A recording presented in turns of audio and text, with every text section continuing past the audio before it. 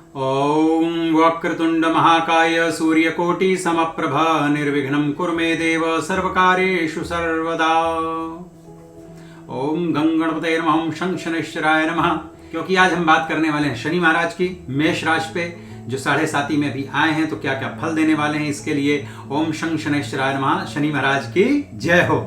तो गणेश भगवान जी के साथ ही साथ शनि महाराज जी का भी स्मरण करके और इस वीडियो को प्रारंभ कर लेते हैं। वीडियो होने वाला है बहुत ही इंटरेस्टिंग, काफ़ी आपको जानकारियां दूंगा। जो शनि के विषय में आपको जानकारियां पहले से भी होंगी, बहुत सारे वीडियोस अब तक आपने देख रखे होंगे, तमाम जगहों में उसे पढ़ा होगा, लेकिन ऑफ कोर्स इस वीडियो के माध्यम से कुछ ना कुछ मैं और नई वैल्यू ऐड करने वाला हूं। इसलिए वीडियो को स्किप मत करिएगा और लास्ट तक जरूर देखिएगा, तभी आपको हर बात समझ में आएगी बहुत ही बारीकी से। तो जैसा कि आपको पता है 29 मार्च 2025 को शनि महाराज जो है मेष राशि पर अपनी साढ़े साती प्रारंभ कर चुके हैं, क्योंकि जैसे ही मीन राशि में प्रवेश हुआ वैसे ही एक घर आगे मीन्स मेष राशि में भी साढ़े साती का प्रभाव प्रारंभ हो गया। तो पहले तो मोटा मोटा ये समझ लेते हैं कि साढ़े साती लगती कैसे है। तो देखिए, ये वो सन साइन जो आप इंग्लिश कैलेंडर्स वगैरह में जो सब जगहों में एक अखबारों में पढ़ते हैं, ये वो वाली राशि नहीं है। वो सन साइन होता है जो सूर्य कुंडली के आधार पर चलता है, लेकिन वो सूर्य कुंडली भी वो इंग्लिश कैलेंडर की गणित थोड़ी सी डिफरेंट है। ये चंद्र कुंडली के आधार पर है, जो कि आपकी लग्न कुंडली में चंद्रमा कहां पर बैठा होता है, किस राशि में बैठा होता है, उसी राशि को लग्न में रख करके और फिर वो द्वादश भावों का जो है तो प्रेडिक्शन किया जाता है और उस राशि को आपकी व्यक्तिगत राशि माना जाता है। यहां पर ये राशि जो है तो कॉमन नहीं है, ये आपकी व्यक्तिगत राशि है। सन साइन में क्या होता है कि एक पर्टिकुलर डेट से लेकर के पूरे एक महीने के अंतर्गत जितने भी जातक स्त्री पुरुष जो भी पैदा होते हैं, जन्म लेते हैं, उन सब की वही राशि होती है। इसके लिए वो अब उसके बारे में मैं कोई टिप्पणी नहीं करूंगा कि वो अच्छी है कि बुरी है, क्योंकि मैं उस पर टिप्पणी करने के लिए यहाँ आपके सामने उपस्थित नहीं हुआ हूँ मित्रों। यहाँ पर मैं आया हुआ हूँ कि आज मैं मेष राशि में पड़ने वाले साढ़े साती के शनि महाराज के जो प्रभाव हैं उनकी डिटेलिंग करूँ और आपको कुछ ना कुछ बताऊंगा, और इन जानकारियों से आपको डेफिनेटली लाभ होगा, ऐसा मेरा विश्वास है।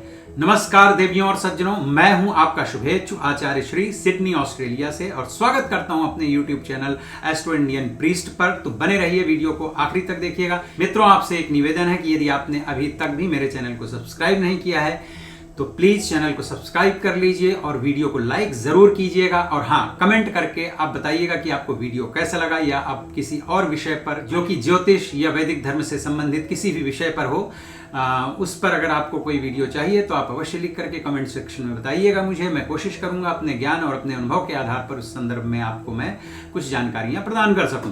तो चलिए देर न करते हुए श्री गणेशाय नमः कर लेते हैं अपने इस वीडियो का। तो जैसा कि मैंने आपको बताया कि शनि महाराज किस तरह से काम करते हैं, तो अब मेष राशि है, तो मेष राशि को हम लग्न में बिठाएंगे, मतलब पहला 1 नंबर डाल करके 12 घरों की 12 राशियों को मान करके चलेंगे कि चंद्रमा जो है तो आपका इस वक्त मेष राशि वालों का चंद्र राशि के हिसाब से चंद्रमा लग्न में है, यानी कि आपकी मेष राशि इस वक्त लग्न में बैठी हुई है। तो शनि कहां पर आए हैं, तो शनि आए हैं देखिए मीन राशि पे, यानी अगर लग्न से देखें तो एक घर पीछे होता है द्वादश भाव, मतलब 12th हाउस, 12वां घर। तो 12वां घर किन चीजों के लिए जाना जाता है, तो सबसे पहले तो जैसे ही 12वें घर की बात आती है तो लोगों को पता है भैया कि यहाँ से खर्चे वगैरह के विषय में देखा जाता है कि अगर 12वें भाव में कैसे ग्रह बैठे हैं, किन ग्रहों की दृष्टियां हैं, कौन सी राशियां हैं, क्या कैसी स्थिति है, उसके आधार पर आपका खर्चा वगैरह देखा जाता है कि आपके जीवन में कैसे एक्सपेंसेस होंगे, कहाँ पर खर्च होगा। तो शनि महाराज के आने से पहली चीज तो ये समझिए कि शनि का शाब्दिक अर्थ होता है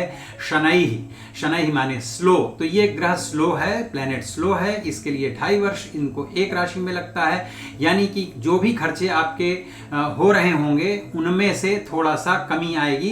ये पूरे 7.5 साल के लिए हैं, क्योंकि 7.5 का मतलब होता है हर 2.5 साल में जैसे ही शनि महाराज अपनी राशि परिवर्तन करते हैं, तो जो भी किसी भी व्यक्ति की राशि हो, अब यहाँ चूंकि हम बात मेष राशि की कर रहे हैं, तो उसके पहले आती है मीन राशि और उसके बाद में मेष के बाद में आती है वृषभ राशि।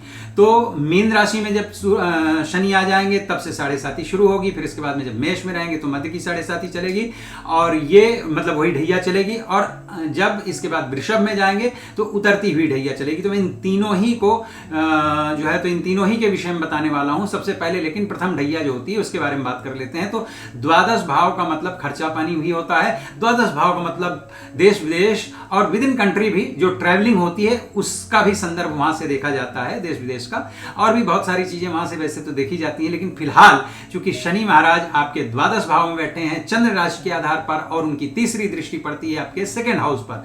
तो सेकेंड हाउस का मतलब होता है आपका वो निजी परिवार जिस परिवार में आपने जन्म लिया। ये वो परिवार नहीं होता जिसमें आपके पत्नी पुत्र और ये सब कुछ होते हैं। ये वो परिवार होता है जहां आपने जन्म लिया था। तो आपके हो सकता है चाचा दादा, मतलब एक एंटायर फैमिली होती है, उसमें आपके माता पिता सहित सामूहिक परिवार होता है। तो वो घर जो है तो सामूहिक परिवार के लिए भी जाना जाता है द्वितीय भाव, और द्वितीय भाव जाना जाता है आपकी वाणी के लिए भी। कि आप देखिए वैसे तो पंचम स्थान से भी वाणी को देखा जाता है, बोल वचन देखा जाता है, विद्या ज्ञान देखा जाता है, लेकिन सेकंड हाउस को माना जाता है कि वो वाणी है आपकी, कि आपकी वाणी कितनी परिष्कृत है, कितनी अच्छी है, बुरी है, जो भी है उसके बारे में तो टिप्पणी नहीं करेंगे, लेकिन आपकी जैसी भी वाणी है तो उसको आप देखिएगा कहीं ना कहीं द्वितीय भाव में जिन ग्रहों का प्रभाव होता है उसके आधार पर ही आपकी वाणी का भी प्रभाव पड़ता है समाज में एक दूसरे के ऊपर। तीसरा यहां पर देखा जाता है बैंक बैलेंस। देखिए एक होता है इनकम जो कि एकादश भाव से देखा जाता है, और दूसरा होता है बैंक बैलेंस की कमाया आपने लाखों करोड़ों अरबों, पर अगर आपके पास में सेविंग्स नहीं है या सेविंग वाला जो हाउस है वही एकदम से डेंट पड़ा हुआ है, लेकिन बहुत डिस्टर्ब पड़ा हुआ है, तो आपके पास सेविंग्स, और ऐसे में बहुत सारे लोगों को जानता हूं जिनके पास में इनकम बहुत अच्छी है, और बहुत सारे लोग कंप्लेंट्स भी करते हैं कि उनकी सेविंग्स नहीं हो पाती हैं, और कुछ लोगों की इनकम कम होती है लेकिन उनके पास में फिर भी ठीक ठाक सी सेविंग्स होती हैं, बिकॉज उनका सेकेंड हाउस जो होता है वो काफी अच्छा होता है। तो शनि महाराज 12वें घर में बैठ करके तीसरी दृष्टि से इस वक्त 2.5 साल तक आपके द्वितीय हाउस को देखेंगे। तो किसको इंपैक्ट करने वाले हैं? तो आपके उस एंटायर परिवार को। तो कोशिश करें कि इन आने वाले 2.5 सालों में, अभी मतलब 2.5 साल आपके जो कि शुरू हो चुके हैं 2-4 दिन पहले ही, तो इन 2.5 वर्षों में किसी के प्रति अपमानजनक, किसी के प्रति अमर्यादित भाषा का प्रयोग ना करें। सबके प्रति थोड़ा सा क्या बोले धैर्य धारण करते हुए, क्योंकि आपकी वैसे भी मेष का जो मालिक होता है वो मंगल होता है, तो थोड़ा सा धैर्य में क्योंकि कमी आएगी, जिसको इंग्लिश में कहते हैं थोड़ा सा पेशेंस की कमी आएगी।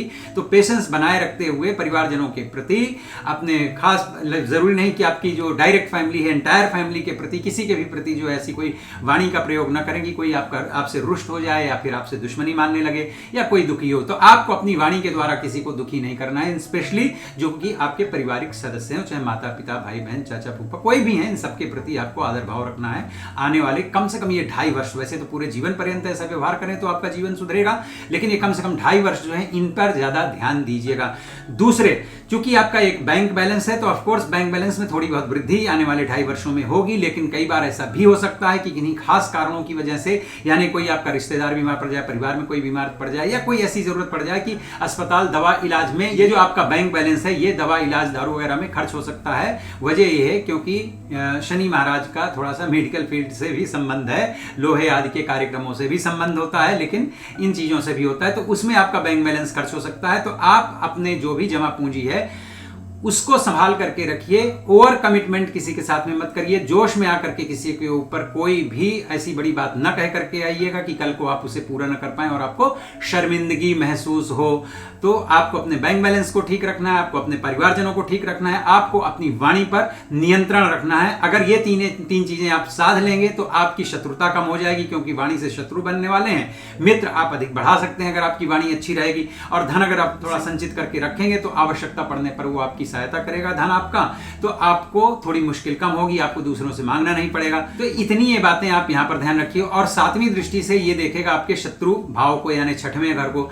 तो देखिए ये यहां पे कई बार जो है लोग अलग अलग ढंग का प्रेडिक्शन करते हैं, लेकिन मेरी जो मान्यता है, मेरा जो अपना अध्ययन और अनुभव है वो ये है कि 7.5 के समय जब प्रथम ढैया आती है और शनि महाराज 6वें भाव को देखना शुरू करते हैं, वो चाहे किसी भी राशि हो, इस वक्त तो हम मेष राशि की बात कर रहे हैं, एरिस की, तो उसमें क्या होता है कि जो शत्रु आपके अब तक हिडन बने रहे होते हैं, कि आपके मित्र स्वरूप आपके सामने रहे होते हैं, आपके आसपास रहे होते हैं, वो आपके मित्र भी हो सकते हैं, परिवारजन भी हो सकते हैं, रिश्तेदार भी हो सकते हैं, कोई भी हो सकता है, लेकिन उनकी जो असली मनसा हमेशा छुपी रहा करती थी, वो इन 2.5 सालों में देखिएगा शनि उसकी कलाई खोल करके रख देंगे, मतलब वो कर्टेन हटा देंगे, पर्दा हटा देंगे, और आपको असली शत्रुओं की पहचान कराने में भी सहायता करेंगे। और इसकी वजह से ऐसा माना जाता है कि आपके शत्रुओं में वृद्धि भी करवा सकते हैं, लेकिन शनि महाराज शत्रुओं का पराजय भी करते हैं। तो इसके लिए मुझे लगता है छठवें भाव को लेकर के आपको ज्यादा दुखी होने की जरूरत या टेंशन लेने की जरूरत नहीं, हाँ लेकिन थोड़ा सा सचेत रहने की आवश्यकता फिर भी है। और उसके बाद में उनकी 10वीं दृष्टि होती है, तो फिर उसके बाद में शनि महाराज की कर्म पर भी दृष्टि पड़ेगी। अब ये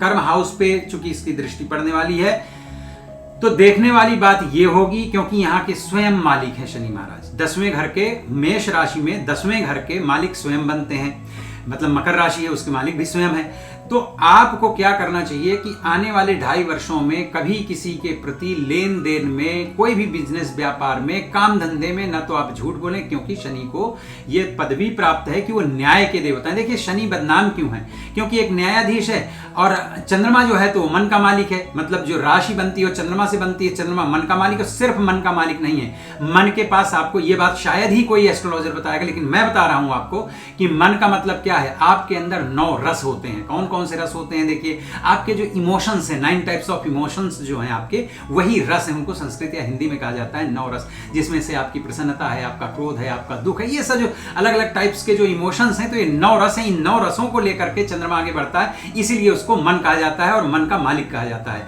तो जैसे ही शनि, क्योंकि शनि और चंद्रमा ये परस्पर नैसर्गिक शत्रु हैं, ये मित्र नहीं है, नैसर्गिक। हो सकता है आपकी पंचधा ग्रह मैत्री चक्र में, चूंकि हर कुंडली में एक पंचधा, एक तो नैसर्गिक ग्रह मैत्री चक्र होता है, दूसरा होता है पंचधा ग्रह मैत्री चक्र।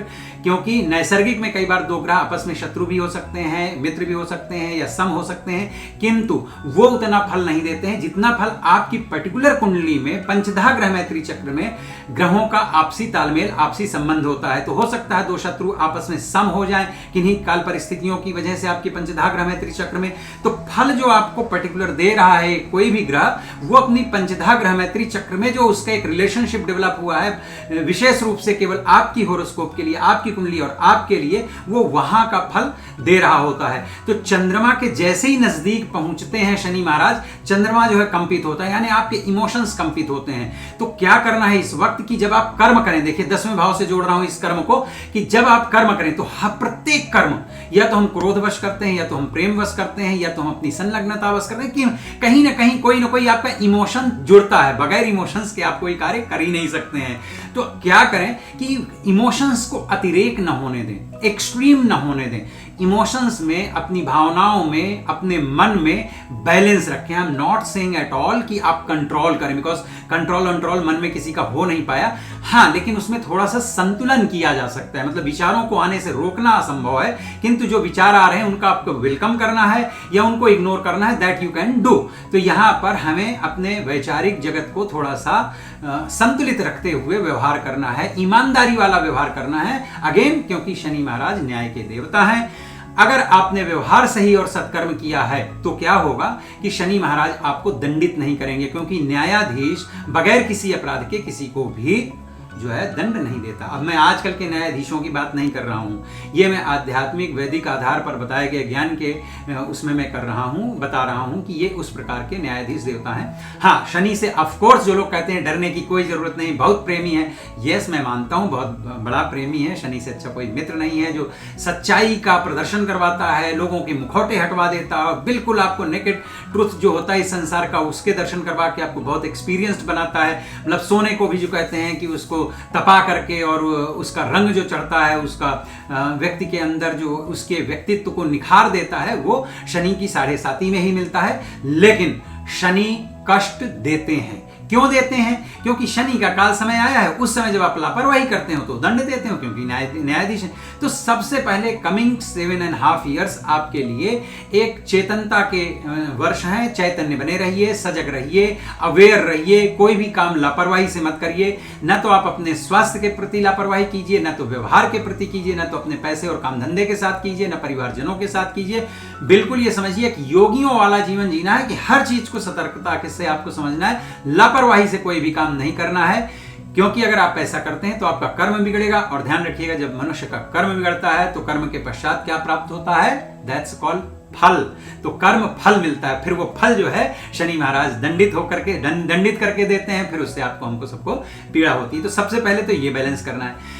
फिर भी शनि महाराज सभी को प्रताड़ित करेंगे, सभी मेष राशि वालों को, ऐसा भी नहीं है। अब क्या होता है कि शनि आपकी कुंडली में किन हालात, किन परिस्थितियों में प्लेसमेंट उनका है, कितनी डिग्री के हैं, नीच के हैं, उच्च के हैं, या उन पे किन किन ग्रहों की दृष्टियां हैं, कौन कौन सी रिस्पॉन्सिबिलिटीज लेकर के वो आपकी कुंडली में बैठे हैं, उसके आधार पर दशा अंतरदशा में उनकी क्या सिचुएशन होने वाली इन 7.5 सालों में, इन सब चीजों को जब आप एक साथ मेजर करते हैं तब जाकर के आपकी व्यक्तिगत कुंडली का प्रेडिक्शन संभव है। ये जो मैं बातें बता रहा हूं, ये जितने भी एस्ट्रोलॉजर्स बैठ करके आपको टीवी में या किसी वीडियो के माध्यम से आप तक ज्ञान ये पहुंचा रहे हैं, ये सब कुछ बहुत कॉमन है। अगर आपको लगता है कि आपको अपनी खुद की स्वयं की कुंडली को देखना चाहिए, दिखवाना चाहिए किसी जानकार व्यक्ति से, किसी अच्छे प्रोफेशनल एस्ट्रोलॉजर से, अगर आप सिडनी ऑस्ट्रेलिया में रहते हैं या ऑस्ट्रेलिया किसी दुनिया के किसी भी देश में रहते हैं, मेरे नंबर नीचे दिए गए हैं, आप उनमें मुझे संपर्क कर सकते हैं। ये नंबर मेरा व्हाट्सएप पर भी अवेलेबल है, आप मुझसे अपॉइंटमेंट ले सकते हैं और आप अपनी कुंडली का व्यक्तिगत रूप से भी अध्ययन करवा सकते हैं, समीक्षा करवा सकते हैं और पता करवा सकते हैं कि आपकी कुंडली में शनि किस प्रकार के फल दे रहा है। उसके हिसाब से ही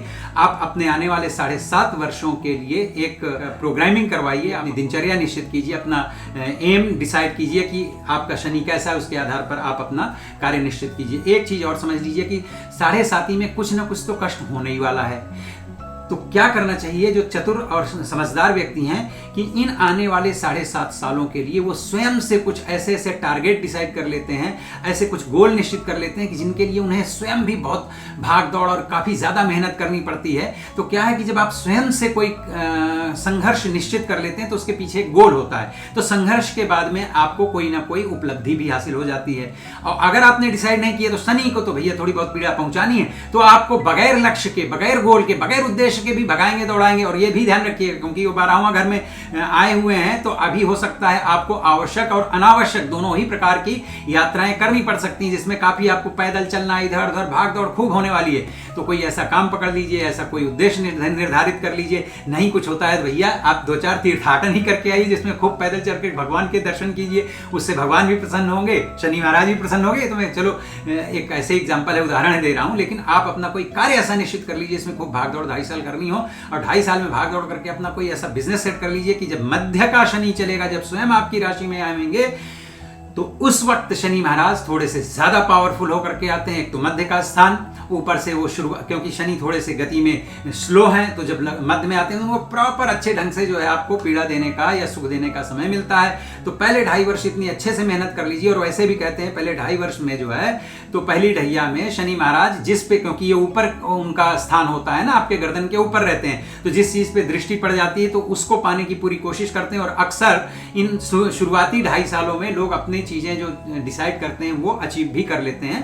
तो ये मेरे ख्याल से बहुत डरने वाला काम नहीं है। इसमें आप थोड़ा सा अपने गोल बड़े बड़े डिसाइड करके और उनके लिए मेहनत कीजिए, और उसके बाद में आने वाले जो मध्य की ढैया होगी उसमें उसी में थोड़ा सा संघर्ष ज्यादा करवाएंगे।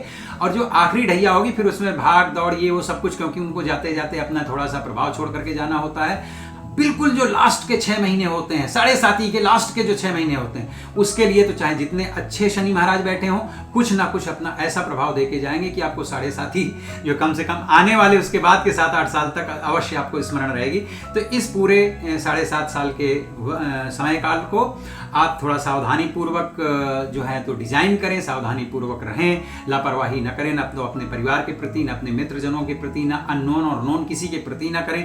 पुलिस केस आदि लड़ाई झगड़ों से बिल्कुल बच करके रखें, क्योंकि ये शनि तो इन सब चीजों के लिए माने ही जाते हैं कि भैया वो पुलिस केस करवा सकते हैं, आपको अंदर बाहर करवा सकते हैं, ये सारा कुछ करवा सकते हैं। बिल्कुल इसमें आप जो है तो कोई डाउट मत रखिएगा। शनि महाराज बहुत अच्छे हैं, मैं भी उनको जो है उनकी प्रशंसा करता हूं, लेकिन भाई जब कुछ गलत होता है तो उसका दंड देने से वो कतई नहीं चूकते हैं।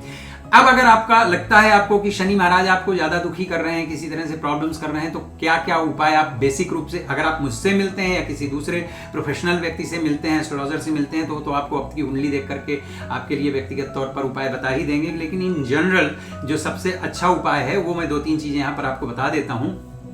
देखिए, अगर आपको कोई उपाय समझ में नहीं आता है तो शिव ग्रहों के अधिष्ठाता देवता हैं। भगवान शिव जो हैं ग्रहों के अधिष्ठाता देवता हैं। तो जब कुछ ना हो तो भगवान शिव की उपासना करें, चाहे रुद्राभिषेक वगैरह करें, कुछ नहीं आता तो भैया ओम नमः शिवाय की 11-21 माला जो है प्रतिदिन कर लिया करें। भगवान शिव के मंदिर डेली चले जाया करें, जल चढ़ाएं, दूध चढ़ाएं और उनकी पूजा उपासना करें।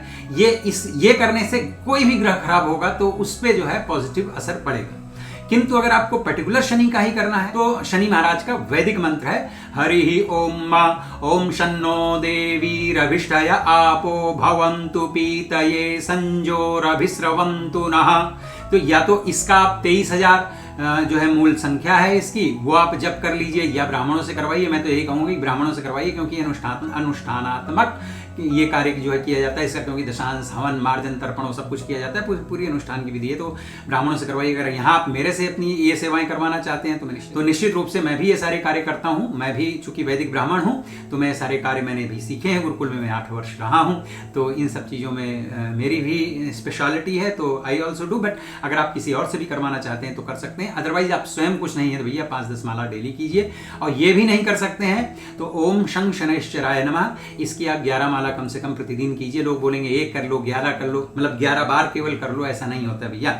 हर चीज का जो है तो कहते हैं जितनी बड़ी बीमारी उसी के लेवल की जो है तो आपको मेडिसिन की भी जरूरत पड़ती है। तो शनि थोड़ा सा तो ज्यादा प्रभावशाली ग्रह है, इतना बड़ा ग्रह है, इतना बड़ा प्लेनेट है, तो उसके प्रभाव को थोड़ा सा कंट्रोल करने के लिए या बैलेंस करने के लिए आपको उसी प्रकार का योगदान करना पड़ता है। दूसरी चीज, गरीब लोगों की सहायता करना चाहिए, हो चाहे राह चलते कोई भिखारी हो, चाहे को जो भी जरूरतमंद कहीं पर भी मिल जाए उसकी अवश्य सहायता करें। और चूंकि ये संपूर्ण जो है वेदोक्त ज्ञान है, इसके लिए ऐसा शास्त्र बहुत स्पष्ट रूप से इस बात का जो है तो निर्देश करते हैं कि जो वेद पाठी ब्राह्मण हैं उनको जो है समय समय पर आप भोजन करवाइए, दान दीजिए, दक्षिणा दीजिए, और अगर संभव हो तो उनसे कुछ न कुछ पूजा पाठ करवाते रहना चाहिए। 7.5 वर्षों में कहते हैं कि हर अयन में, दक्षिणायन और उत्तरायण, अयन कहते हैं सूर्य को, तो सूर्य 2 बार ही परिवर्तित होते हैं, तो जब एक बार दक्षिणायन जाते हैं, एक बार उत्तरायण जाते हैं, तो कम से कम 2 अयन में ब्राह्मण को जो है तो वर्ष में 2 बार मतलब 6-6 महीने में अपने घर बुला करके और उनको जो है तो दान दक्षिणा और भोजन आदि करवाएं, और उनका भी आशीर्वाद आपको प्राप्त करना चाहिए। देखिए, और किन ब्राह्मणों की यहाँ पर बात कही गई है, ब्राह्मण के 6 कर्म कहे गए हैं शास्त्र में कि दान लेना, दान देना, ये 2 कर्म जो है ब्राह्मण के हैं। दूसरा क्या है, वेद पढ़ना और वेद पढ़ाना, ये 2 कर्म हैं ब्राह्मण के। और तीसरा क्या है, यज्ञ करना और यज्ञ करवाना। तो केवल ऐसा नहीं कि बैठ करके किताबें पढ़ लिया बहुत सारे लोगों ने और काम कुछ कर रहे हैं, उनको सब इन सब चीज़ों में नहीं कंसीडर किया जाता। वेद पाठी ब्राह्मण का मतलब होता है जो ये 6 कर्म भी करते हो, वेद पढ़ते हो, वेद पढ़ाते हो, दान लेते हो और दान देते हो, यज्ञ करते हो, यज्ञ करवाते हो। ऐसे ब्राह्मणों को बुला करके, ऐसे उत्तम श्रेष्ठ ब्राह्मणों को बुला करके उनसे यज्ञ अनुष्ठान करवाना चाहिए, शनि की शांति करवाना चाहिए। ऐसा कोई भी बुरा वक्त नहीं है, ऐसा कोई भी ग्रह की दृष्टि नहीं है जो पूजा पाठ और वैदिक उपाय करने से उनकी शांति न होती हो। ये मेरा स्वयं का 30-35 वर्षों का अनुभव रहा है इस क्षेत्र में, और मैं बहुत ही विश्वास के साथ ये कहता हूं कि अवश्य आपको फलदायी होते हैं। जीवन में कोई भी संकट, कोई भी कष्ट आए तो इस तरह के उपाय अवश्य करने चाहिए। कोशिश ये करें कि कुंडली दिखा करके उपाय निर्धारित करवाएं, क्योंकि कुंडली दिखा करके उपाय निर्धारित करवाने का मतलब होता है कि भैया पहले डायग्नोस करो कि मर्ज क्या है, उसके हिसाब से फिर उसका ट्रीटमेंट करो। ऐसे कोई भी मेडिसिन देते रहने से कई बार उसका लाभ नहीं होता है। तो ये है, 7.5 वर्ष भी इसी तरह से कट जाएंगे। आप परेशान मत होइए, थोड़ा सा सतर्क रहिए, जागरूक रहिए, ईश्वर के प्रति विनम्र रहिए, धर्म के प्रति थोड़ा सा अपना झुकाव रखिए, गरीब लोगों के प्रति सहायक बनिए, अपनी जीवा को कंट्रोल रखिए, अपने व्यवहार में जो है थोड़ी सी पारदर्शिता लेकर के आइए, विनम्रता लेकर के आइए, और सद्व्यवहार सद्गुणों के आधार पर चलिए। 7.5 वर्ष भी कुछ ना कुछ अच्छा ज्ञान और कुछ ना कुछ अच्छा विकास आपके जीवन में करके और एक बेहतर इंसान आपको बना करके और जाएंगे। तो अंत में एक बार फिर से आपसे यही निवेदन है कि यदि वीडियो को आपने अंत तक देखा है तो पहली चीज तो बहुत बहुत धन्यवाद, आभार हृदयपूर्वक। आपको चैनल को सब्सक्राइब अवश्य कर लीजिएगा और वीडियो को लाइक करके कमेंट करके बताइएगा कि आपको वीडियो कैसा लगा। सब्सक्राइब इसलिए भी कर लीजिए क्योंकि आने वाले समय में इसी तरह के और भी तमाम सारे वीडियोस मेरे चैनल में आपको देखने को मिल सके, आपको नोटिफिकेशन आने वाले वीडियोस की मिल सके, और हो सके तो इस वीडियो को अपने मित्रजनों के साथ में और अपने परिवारजनों के साथ में शेयर कीजिए। ढेरों शुभकामनाएं। मेष राशि वाले जातकों, एकदम घबराइए मत, ईश्वर आपके साथ हैं, मेरी शुभकामनाएं आपके साथ में। हरि स्मरण।